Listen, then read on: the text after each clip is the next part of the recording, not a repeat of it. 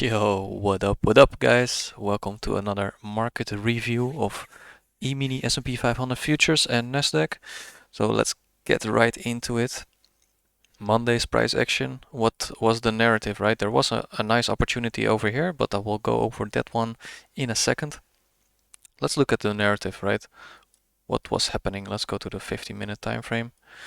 Obviously, drawn liquidity was still bullish, right? We were very close to previous weekly. Whoa, where are you going? Previous weekly high over here. So this was the previous weekly high. There was a drawn liquidity, in my opinion. Now we started trading up above daily opening price, right? New York midnight. Once we took out the previous weekly high, and at 8:30 opening, there was an opportunity to get in. So let's go to the 1 minute. So what do you need to see before you want to get in, right? You want to see sell side liquidity get rated, right? So over here we have these lows, right? So that got rated. At the same time we created SMT with NASDAQ. So if I go to NASDAQ, you can see this wick down here went lower than these lows, and if we go to ES, you can see this wick stayed above these lows. So what does that indicate, right? That indicates ES has more strength to go up, and that NASDAQ had a liquidity grab on the sell side liquidity. And I will not draw your eyes to this high over here and what happened after the displacement happened. So we broke up after that SMT creation and we rated sell side liquidity, right? We are also trading below 8:30 opening price, right? So you want to be a buyer below it. Same with daily opening price. We had a break of structure over here. You could have gotten in over here too, in my opinion. But this displacement over here was a little bit more significant, in my opinion. Now, what did we create in at these highs, right? Relative equal highs. So you have this high created over here and this high created over there, and this is again looks like a retail resistance, right? And that's what we want to target.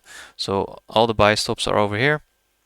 So sellers from the retail perspective put their stop loss above here, and breakout traders will buy up here. So price went back into that fair value gap, right? Why not take this one? Let's take our Fibonacci. Where is this fair value gap situated? Right? It's in premium. So you want to be in discount to be a buyer, right? So always buy in a discount. If the fair value gap is in a premium, I would skip it because I think in discount it's way more reliable. So it can go up from this area over here, and then you will miss it, but you have to stick with those rules, right? And then doing it in discount is way better in my opinion. So we hit those clean OTE levels after we broke structure. Target were these equal highs. You could have held it for a little bit longer, right? So that was a pretty good opportunity during the AM session.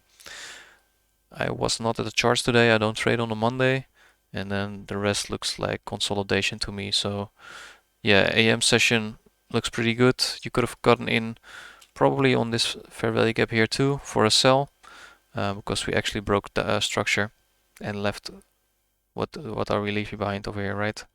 Relative equal lows. So after we ran this buy side liquidity up here, you could have gotten in on this fair value gap too and then write it down. So overall, I think this is a pretty clean setup. If you like these short and concise reviews, hit that like button, right? I will do them every day. Join the Telegram and everything. If you haven't, subscribe, and we'll talk in the next review, guys.